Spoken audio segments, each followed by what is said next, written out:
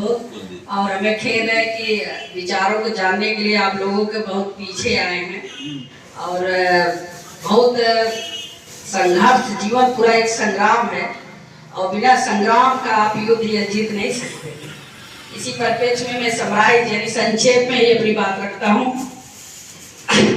बोधिसत्व बाबा साहब डॉक्टर भीमराव अम्बेडकर आधुनिक भारत के विद्वेता, समाज सुधारक और राष्ट्रीय नेता थे।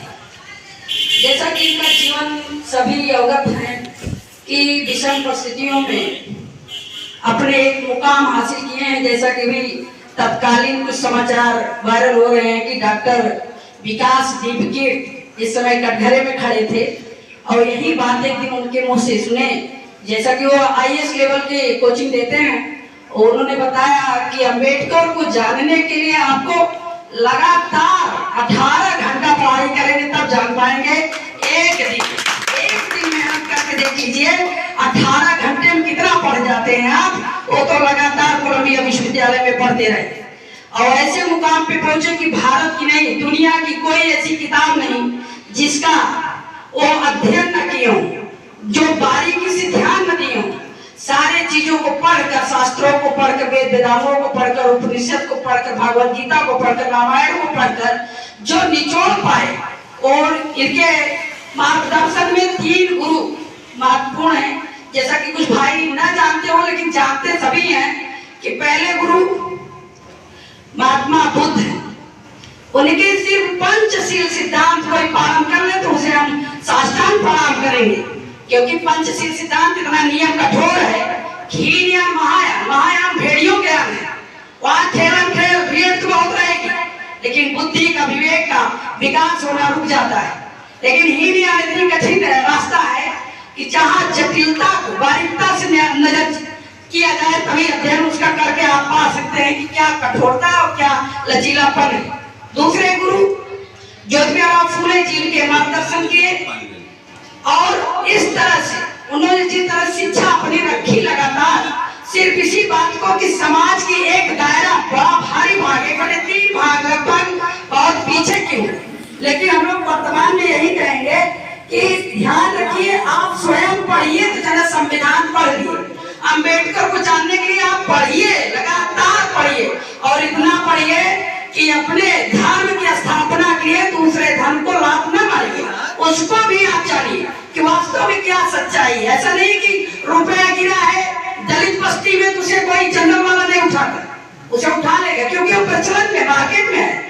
और आज समाज ऐसी दशा में है कि राजनीतिक प्रश्रय जिस धर्म को मिलेगा वो निश्चित रूप से पराकाष्ठा को छू जाएगा। और यही बात मेरे लिए, जहाँ मैं अध्ययन अध्यापन दोनों कार्य कर रहा हूँ, मेरे लिए चुनौती है कि मैं इतने कहना नहीं चाहिए कि जनरल कास्टों के बीच में मैं रहा हूँ और पूरी तरह ओतप्रोत मैं जान रहा हूँ कि कहाँ वहाँ मैं कैसे सफल होता हूँ प्रॉब्लम को लेकर। सिर्फ अपने अध्ययन पर लगातार मैंने पढ़ा, मेहनत किया, आज वही बौद्धिक क्षमता मेरी वहाँ पे स्टैंड की, नहीं तो मैं बोर हो जाता वहाँ। और मेरे लिए दूसरी चुनौती, एक दिन मेरे हेडमास्टर अंजना शर्मा है, ग्रामर विभाग की है, उन्होंने मेरे हाथ से जबकि शासनादेश के अनुसार मैं मेहनत करता हूँ कि बच्चों को क्या नई शिक्षा दे सकता हूँ कि नहीं दे सकता, लेकिन प्रयास करता हूँ कि अच्छे से अच्छा दूं।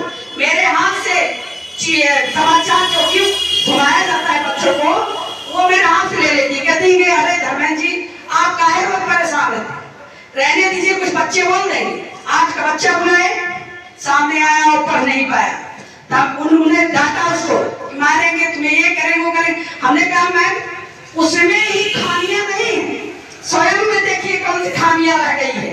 हाँ, इसका ये मतलब नहीं कि छात्र नहीं पढ़ रहा है तो उसकी जिम्मेदारी छात्र को जाता है, उसकी जिम्मेदारी अध्यापक को भी जाता है, शिक्षक को भी जाता है।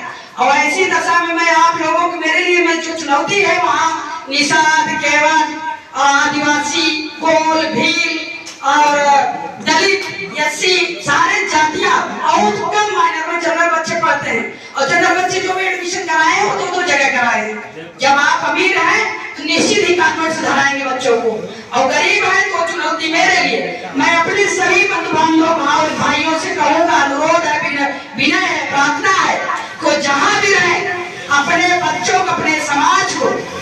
देखा